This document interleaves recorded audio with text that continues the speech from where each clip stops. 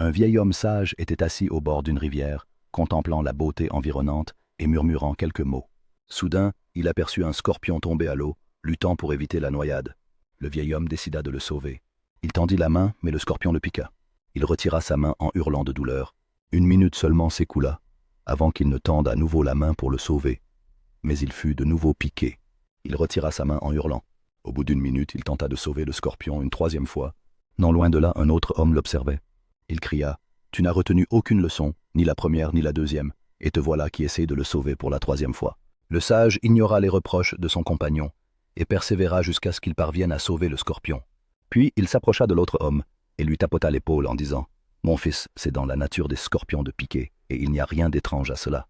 C'est dans ma nature d'être aimant et compatissant. Alors pourquoi veux-tu que je laisse leur nature prendre dessus sur la mienne ?» La morale. Cette histoire nous enseigne que notre essence réside dans notre nature intrinsèque et non dans nos réactions à la nature des autres. Le sage refusa de laisser la cruauté du scorpion transformer sa nature compatissante en une cruauté similaire. C'est un appel à défendre nos principes et nos valeurs positives, telles que l'amour, le don et la compassion, même face au mal ou au comportement négatif des autres. La véritable mesure de notre caractère se mesure à la mesure dans laquelle nous préservons notre essence humaine, quelles que soient les circonstances. Partagez vos réflexions.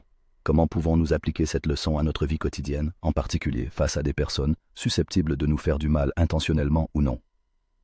Pensez-vous que garder un bon cœur face au mal est une faiblesse ou une force?